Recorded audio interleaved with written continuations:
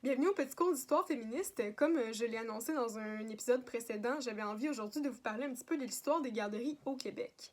C'est vraiment dans les années 1950 et 1960 qu'on voit apparaître les premières formes de garderies au Québec et celles-ci ne sont pas vraiment réglementées ni encadrées par l'État. On est dans un Québec où on s'attend des mères à ce qu'elles restent à la maison pour s'occuper des enfants, mais surtout chez les familles ouvrières, immigrantes ou moins bien nanties, c'est quelque chose qui n'est pas possible vraiment. Pour les personnes plus riches, engager une gouvernante ou rester à la maison n'est pas un problème, mais les femmes plus pauvres doivent compter sur leur réseau personnel d'amis et de connaissances pour s'occuper des enfants à la maison pendant qu'elles accomplissent leurs longues heures de travail. Les femmes ont toujours constitué une forte proportion de la main-d'œuvre ouvrière, même si les sources tendent à les invisibiliser. Les deux guerres mondiales ont vraiment contribué aussi à normaliser le travail des femmes, célibataires surtout, mais les mères qui travaillent plus particulièrement sont accusées d'être responsables de la délinquance juvénile.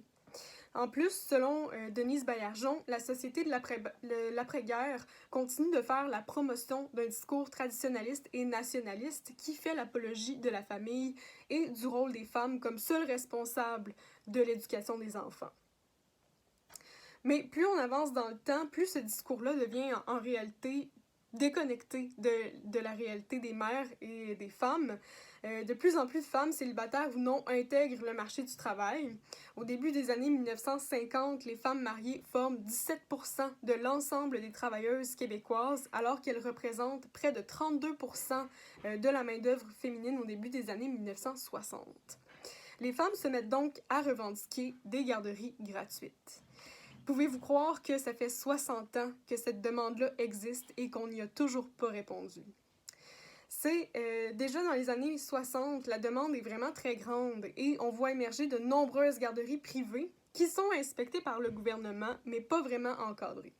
On estime que les femmes ont des obligations familiales auxquelles elles ne peuvent pas se soustraire. En 1967, la Commission royale d'enquête sur la situation de la femme au Canada, mieux connue sous le nom de la Commission Byrd, réclame la mise en place d'un réseau de garderies publiques. Il n'existe aussi aucune formation pour le personnel qui travaille en garderie. Entre 1971 et 1973, 70 garderies sans but lucratif sont créées dans tout le Québec grâce au soutien financier d'un programme du ministère fédéral de la main-d'œuvre et de l'immigration. Mais le nombre de places offertes reste quand même largement insuffisant. Les garderies manquent aussi souvent de financement. Le développement d'un réseau de garderies figure au programme électoral du Parti québécois en 1976 et la loi sur les services de garde à l'enfance conduit à la création de l'Office des services de garde à l'enfance. Des mesures sont graduellement prises par les gouvernements qui se succèdent, mais il faut attendre 1997 pour que la ministre de l'Éducation, Pauline Marois, dévoile la nouvelle politique familiale du Québec. C'est aussi au début des années 2000 qu'on voit apparaître les centres de la petite enfance et le gouvernement péquiste fixe le coût des garderies à 5 $ par jour pour tous les enfants de 4 ans. En 2003, la liste d'attente de l'ensemble des CPE du Québec compte quelques 85 000 noms, mais le gouvernement de Jean Charest met en veilleuse le développement du réseau de garderies. Donc, ces années de néolibéralisme au Québec vont faire perdre beaucoup de terrain à tous les services sociaux, évidemment, mais vont surtout contribuer du même coup à faire reculer la cause des femmes en restreignant l'accès aux services et en augmentant les tarifs des garderies. Jusqu'à présent, en 2021, aucune mesure dans le plan caquiste n'est prévue pour les parents qui ne peuvent y accéder et qui doivent envoyer leurs enfants en garderie privée non subventionnée. Bref, la situation a vraiment évolué au compte-gouttes finalement ces dernières décennies et ça semble plutôt difficile d'avoir l'attention du gouvernement pour régler ce genre de problème.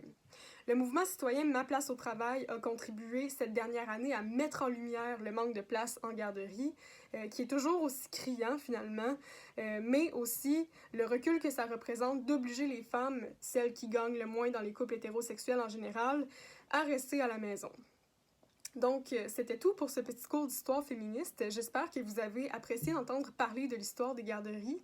Ça aussi, ça fait partie de l'histoire du Québec.